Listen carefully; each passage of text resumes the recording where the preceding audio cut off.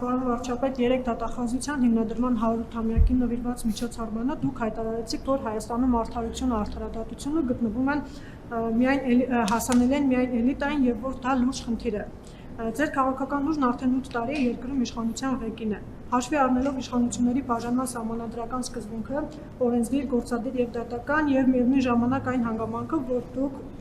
միաժամանակ եւ ազգային ժողովի մեծամասնություն կազմող քաղաքական ուժի ղեկավարն եք եւ գործադիր իշխանության ղեկավարը։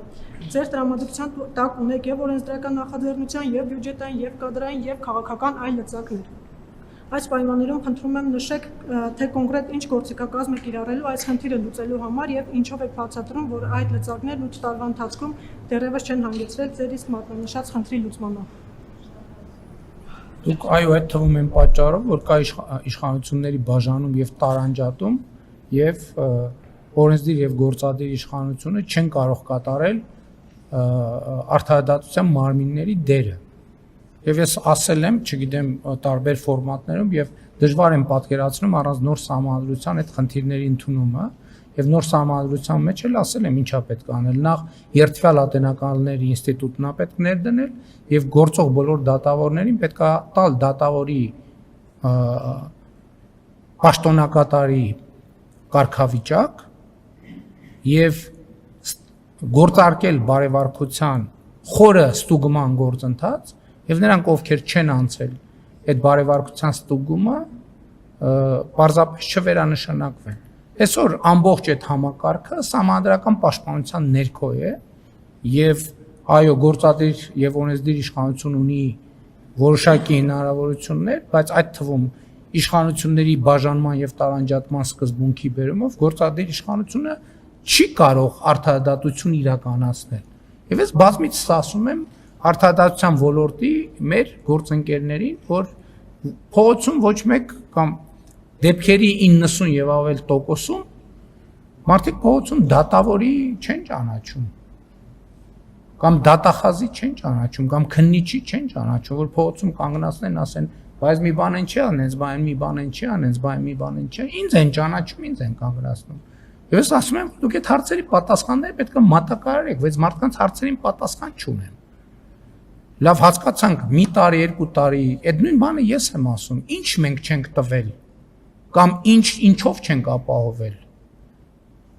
արդարադատության համակարգին։ Ես էլ եմ ասում, ոնց են այդ մարդիկ, ում քսակ ավելի հաստատ ցանկացած գործով կգնա կարթարանա դատարան, ցանկացած գործով, խնդիր չունեն։ Տենց խնդիր ունեն, որ չկարենան լուծեն դատական համակարգի մեջ։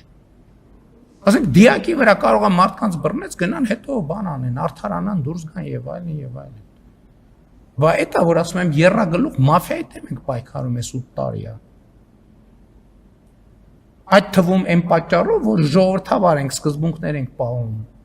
որ ավտորիտար ենք, տոտալիտար ենք, այդ խնդիրը չէր լինի, ասենք մեր արդարադատությունն է, սենցա։ Եվ այդ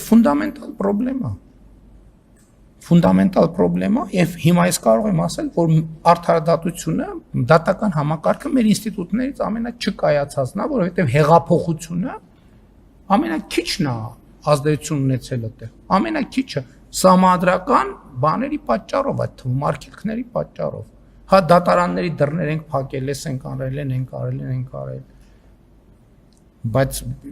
օրակարգը արձանագրվում է, կամ որ այդ նույն ապօրինի գույքի բռնագանձման համակարգը, այսքան տարի, հա, մենք ունենք արդեն արդյունքներ, բայց հա լավ, հետո հետ ենք նայում, լավ, ասում ենք ինչի պետք է այսքան ժամանակ ծախսվեր սրա վրա, այդ նույն պատճառով, այդ նույն մաֆիոզ ազդեցությունների պատճառով։ Դրա համար ընդ որում ասում եմ, այդ մաֆիայի հիմա, ասենք, եթե մինչև հիմա ներքին շերտերը գիտենք, հիմա բացահայտվեց արտաքին շերտերն էլ գիտենք, գիտեք հեշտ է այդ ամեն ինչի պայմաններում մի հատ էլ հասնել այս արդյունքների, որը մենք ունենք։ Պրոբլեմ է։ Մարդիկ ինձ հարցեր են տալիս, այո, ես չեմ կարողանում պատասխանել։ Նախընտրական քարոզարշավի ժամանակ է։ Մարդիկ կոնկրետ ասում են, ասա խե Ռոբերտ Քոչարյանը ազատության մեջ։ Դե արի մարդուն բացատրի, որ գիտեք ինչ, չգիտեմ, այս ինչ հոդվածի, այս ինչ կետը, ըստեղ գիտես ինչ են բանը, որ այդ օրը տենց արևը որ դուրս եկավ ջերմաստիճանը այսքան էր փորձակնությունը ցույց տվեց որ այն մեկը փրշտաց իսկ դա նշանակում է հա լավ ձեռ եք առնում բայց մյուս կողմից եք ասեն այ ուղիղ հրահանգ եք տալիս ժողովրդի ինձ է ուղիղ հրահանգ տվել ես էլ ժողովրդի ասածը փոխանցում եմ պետական ինստիտուտներին որ ի վերջո ժողովրդից եք սնվում չի կարող լինի օլիգարխիական դատական համակարգ Հայաստանի Հանրապետությունում ամեն օր ես դրա դեմ պայքարելու եմ ամեն օր բոլոր հնարավոր եւ անհնար միջոցներով մի ով ոնց ուզում է գնա դի ասել եմ Ռոբերտ Քոչարյան պետք է նստի